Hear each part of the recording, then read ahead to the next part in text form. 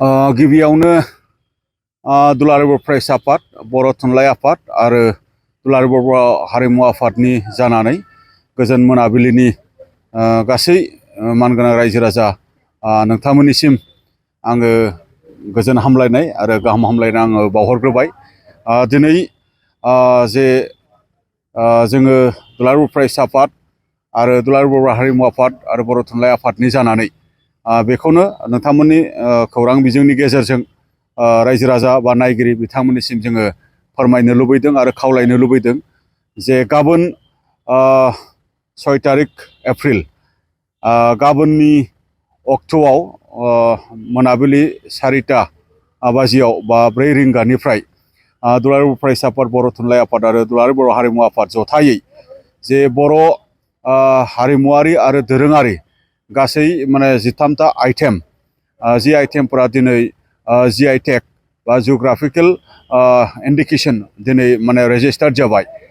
बे जानायखौ लानानै जोङो जथेस्थ' जोङो गोसो सिङाव जोङो रंजादों आरो बे गोसो सिङाव रंजानायखौ आरोबाव माने रायजो राजा आरो जोंनि माहारियारि आफाद बा सानसुमै बा जोंनि वेल उइसार्स बा जोंनि बर' माहारिनि जेब्लायबो मोजांनि थाखाय सानग्रा बर' माहारिनि माने जाफुंसारनाय जौगासारनाय गेरेमसा हारिनि थाखाय गासै जे बर' माहारिफ्रा दिनै माने खामानि मावबाय थादों बिथांमोनखौ हांख्रायनायनि गेजेरजों गाबोन जों थेंक्स गिभिं प्रग्राम लोगोसे मोनसे सेलेब्रेसन जोङो लादों। बे हाबाफारियाव दिनै आङो जौथ' मोनसे आफादनि गेजेरजों बेखौनो खावलायनो लुबैदों जे गाबोननि हाबाफारियाव जेन गासैबो माने जोंनि खबर मोननाय बा खबर मोनस्लाबै बिथांमोनाबो दिनै लोगो दिगिनिफ्राय खबर मोनदोंब्ला नोंथांमोना गाबोन 4टा बाजियाव सौफैनानै बे हाबाफारिखौ मदद खालामफैयो। मानो होनबा बियो जोंनि हारिनि रैखाथि आरो थामोन्थाजों माने लोब्बा थानाय जोंनि दोरोङारि आरो जोंनि हारिमुवारि जे हाबाफारिखौ जोङो दिनै GI टेग रेजिस्टार जोङो खालामनो हादों। जोंहा गावनि होननाय जेरै दख'ना, गावनि होननाय दिनै गामसा, गावनि होननाय दिनै फास्रा बा गावनि होननाय जोंहा दिनै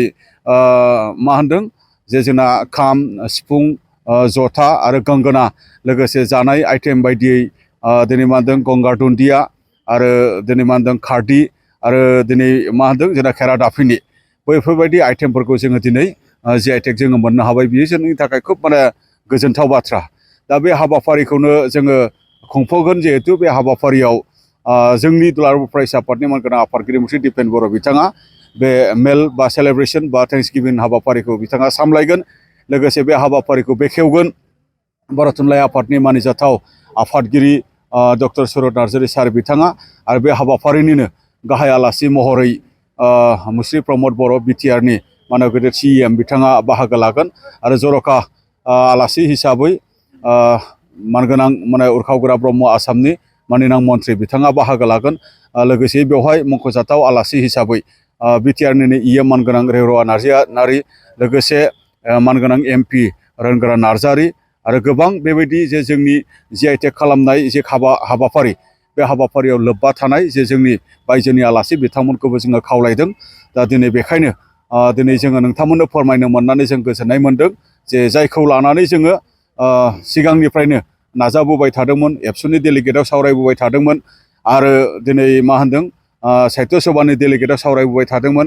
जायखौ माने बर' हारिमु आफादनि डेलिगेटआव सावरायबोबाय थादोंमोन जे जोंनि गानग्रा जोमग्रा, जोंनि जानाय लोंनाय दोरोङारि हारिमुवारि बेखौ जोंनि मोनसे रेजिस्टार्ड जिहेथु बियो जोंनिनोखा बेखौ माने